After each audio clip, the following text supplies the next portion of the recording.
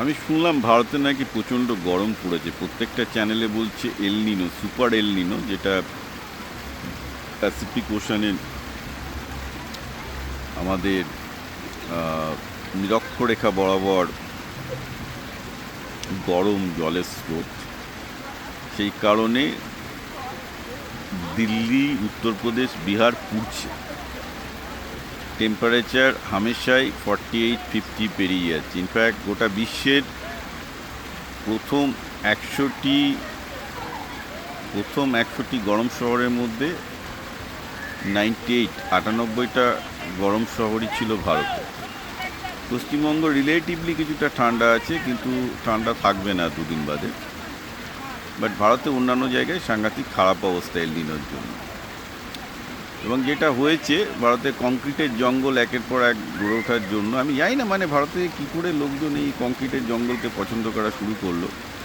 আমি তো কংক্রিটের জঙ্গলকে হেট করা শুরু করি। ইনফ্যাক্ট এই হাই রাইজ লিভিংটা আমার একদমই পছন্দ নয়। মানুষ বাড়িতে প্রচুর গাছপালা বাগান নিয়ে থাকবে, সেখানে প্রত্যেকের মানে একটা শহরে একটা জায়গায় যেহেতু সমস্ত কিছু শিক্ষা এসে, এর জন্য সব হাই রাইজ ফ্ল্যাট ভিত্তিক কনসেপ্ট মানুষের মনটাকেও ছোট করে দেয়, বাচ্চারা খেলাধুলার জায়গা পায় না। এবং সবচেয়ে বড় কথা এই যে এখন হিট এফেক্ট হচ্ছে, যেখানে 40 ডিগ্রি সেন্টিগ্রেড যদি বাইরের টেম্পারেচার হয়ে যায়, শহরের ভেতর লাগবে 45-50 প্লাস, কারণ একটা আইল্যান্ডিক হিট এফেক্ট তৈরি হচ্ছে।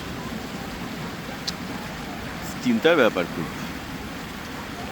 তো আমি কালকেই একটা ডকুমেন্টারি দেখছিলাম, যেটাতে এখন আমি যদি এগুলো নিয়ে বলি, লোকে বলবে যে আপনি তো দেশ ছেড়ে পালিয়েছেন, এই করেছেন। কিন্তু যে ডকুমেন্টারিটা খুব ক্লিয়ার কাট বলছে যে ভারত ক্রমশ আস্তে আস্তে বসবাসের অযোগ্য হয়ে যাচ্ছে বিভিন্ন কারণে। একটা তো হচ্ছে হিট, এটা আইল্যান্ডিক এফেক্টের জন্য হচ্ছে, যেটাকে মানে হিট আইল্যান্ড এফেক্ট বলে আর কি, কংক্রিটের জঞ্জালের জন্য হচ্ছে।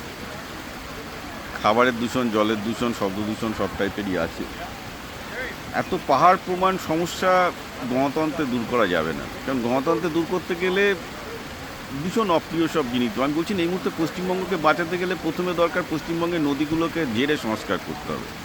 এই যে জল মিশন থেকে টাকা পেয়েছে 40,000 কোটি টাকা, আমি আশা করব সেই টাকায় আমার বাড়ির সামনে যে খোরে নদী আছে, এই নদী আছে, সেগুলোকে ক্লিয়ারলি আবার নদীগুলোকে জাগানো হোক, নদীগুলোকে আবার খোঁড়া হোক। এবং খুঁড়ে নদী থেকে যে মাটি হবে সেগুলো দিয়ে ইটভাটা খুব ভালো চলবে। ইটভাটায় মাটির দাম অনেক কম।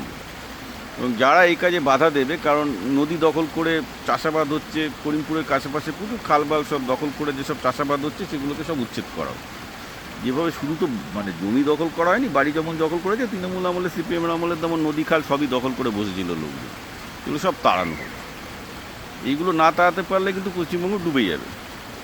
হ্যাঁ, তারপর আপনারাই চিৎকার চেঁচামেচি করবেন যে পশ্চিমবঙ্গে বন্যা হচ্ছে কেন, সরকার কিছু করছে না। এখন এটা যদি সরকার কিছু করতে যায়, তাহলে কিছু লোককে উচ্ছেদ করতেই হবে। That is no other way. বা তারা গরিব, তাদের উচ্ছেদ করা যাচ্ছে না, এসব করতে গেলে হবে না, গোটা দেশটাই ডুবে যাবে।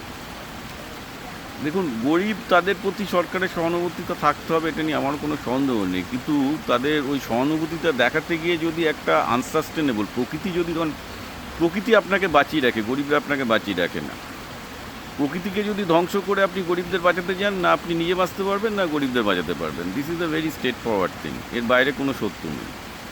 সুতরাং আগে আপনাকে খুব স্ট্রেট ফরওয়ার্ডলি আপনার প্রকৃতি পরিবেশকে বাঁচাতে হবে। তার জন্য গরিবদের উচ্ছেদ করতে হবে, তার জন্য বড়লোকদের লোভ কমাতে গেলে কমাতে হবে। বড়লোকরাও পরিবেশের জন্য ডেঞ্জারাস, গরিবরাও পরিবেশের জন্য ডেঞ্জারাস, ভারতবর্ষের ক্ষেত্রে তো বটেই। এবং বড়লোকরা বোধহয় একটু বেশি ডেঞ্জারাস, কারণ তাদের লোভের জন্য পরিবেশের আরও অনেক কিছু ধ্বংস হয়েছে। দুটোই সত্যি, আমি বলবো না যে শুধুমাত্র গরিবরাই দায়ী পরিবেশ ধ্বংসের জন্য, বড়লোকরা আরও বেশি দায়ী, তাও বলা যায়।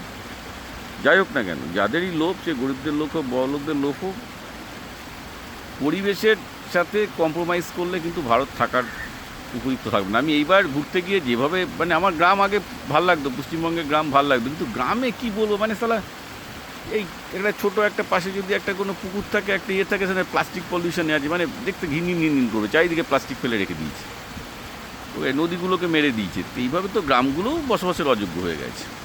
এগুলো ঠিক করতে হবে, এগুলো না ঠিক করলে কেউ থাকতেই পারবে না ভারতে।